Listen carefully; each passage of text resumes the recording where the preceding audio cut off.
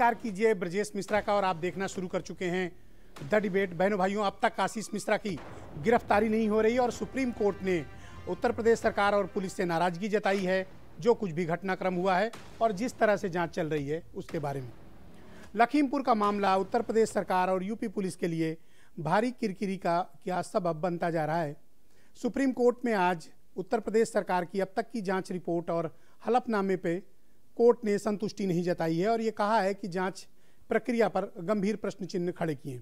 हालांकि supreme court ने अब अगली तारीख 20 अक्टूबर की नियत की है इसकी सुनवाई के लिए, लेकिन सुनवाई के दौरान जो कुछ भी हुआ कोर्ट ने उस पर अपनी नाराजगी का इजहार किया है कि अब तक आशीष मिश्रा उर्फ मोनू को अरेस्ट क्यों नहीं किया गया है। घटना के करीब 6 दिन बीत चुके हैं, लेकिन 6 दिन बीतने के बाद भी आरोपियों के खिलाफ गंभीर कार्रवाई न होने से तमाम प्रश्न चिन्ह खड़े हुए हैं। अब कहा जा रहा है कि आशीष मिश्रा उर्फ मोनू कल एसआईटी के सामने पेश होंगे और अपना बयान रखेंगे। आज उनके मंत्री पिता ने भी ये बात का ऐलान लखनऊ में पत्रकारों के साथ बातचीत में किया है, लेकिन अब तक उनकी पेशी न होना ये बताता है कि पुलिस इस मामले में, इस हाई प्रोफाइल मामले में हाथ डालने से कतरा रही है। आज बहराइच में अखिलेश यादव पहुंचे, संजय सिंह भी पहुंचे। पीड़ित परिजनों से लगातार मुलाकातों का क्रम जारी है, लेकिन इस हाई प्रोफाइल मामले का कोई समाधान निकलते हुए अभी दिखाई नहीं दे रहा है। इस कारण परेशानियां भी सरकार के लिए बढ़ती जा रही हैं। विपक्ष लगातार इस घटना को लेकर हमलावर है और ये घटना भी हाथरस की तरह लंबी खिंचती जा रही है।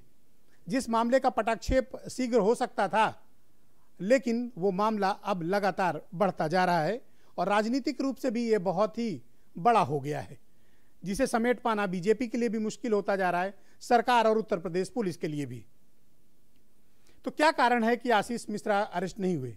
आज मीडिया में सुबह से ये खबरें उड़ी चली कि आशीष मिश्रा नेपाल भाग गए हैं, लेकिन उनके मंत्री पिता ने इस बात की पुष्टि की कि वो लखीमपुर खीरी में हैं और कल पुलिस जांच में सम्मिलित होंगे और कल वो पुलिस लाइन पहुंचेंगे और जांच में शामिल भी होंगे। मसला ये है कि इस जांच को क्या प्रभावित किया जा रहा है, क्या ये जांच रोकी जा रही है, क्या इस जांच पे कोई दबाव है? तो कई गंभीर प्रश्न चिन्ह हैं, लेकिन इन सब के इतर अगर आप देखेंगे तो ये पाएंगे कि इस मामले में सुप्रीम कोर्ट की नाराजगी ने यह प्रश्न चिन्ह जरूर खड़ा किया है कि इस जांच में निष्पक्षता दिखाई नहीं देती है और पुलिस की तत्परता का भी अभाव है। मैं चाहता हूं कि मैं आज डिबेट शुरू करूं, उसके पहले आप ये कुछ बयान सुने। अपराधी को समन्स द्वारा निमंत्रण दे दिया जा रहा है कि आप आके हमसे बात करिए। पुलिस उसको गिरफ्तार क्यों नहीं करती? मुझे तो कर लिया था ना बगैर एफआईआर के। निष्पक्ष जांच होनी चाहिए, गिरफ्तारी होनी चाहिए और मंत्री को बर्खास्त किया जाना चाहिए। गृह राज्य मंत्री को इस्तीफा दे देना चाहिए और जब तक गृह राज्य मंत्री का इस्तीफा नहीं होगा, किसानों को, गरीबों को न्याय नहीं मिलेगा। कुचल कर किसानों को मार दिया गया। एक संवेदना के शब्द देश के प्रधानमंत्री जी नहीं बोलते हैं।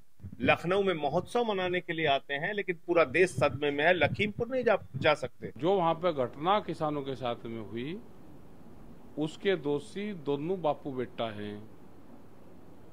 120B के मुलजिम में कत्ल की धाराएं उन पर लगी हुई है, उनको गिरफ्तार करो। इनके पास जब कोई मुद्दा नहीं है तो किसानों की या हमारे कार्यकर्ताओं की जो मृत्यु हुई है एक दुर्भाग्यपूर्ण घटना है, जिसमें किसानों ने उसको अंजाम नहीं दिया, बल्कि उसमें कुछ उपद्रवी किसान के वेश में शामिल हो गए थे। उन्होंने इस तरह की बातों को किया है। किसी भी कीमत पे जो भी दोषी होगा वो बख्शा नहीं जाएगा कि कोई पद या कोई प्रतिष्ठा या कोई अन्य दबाव किसी भी अपराध करने वाले के काम नहीं आएगा।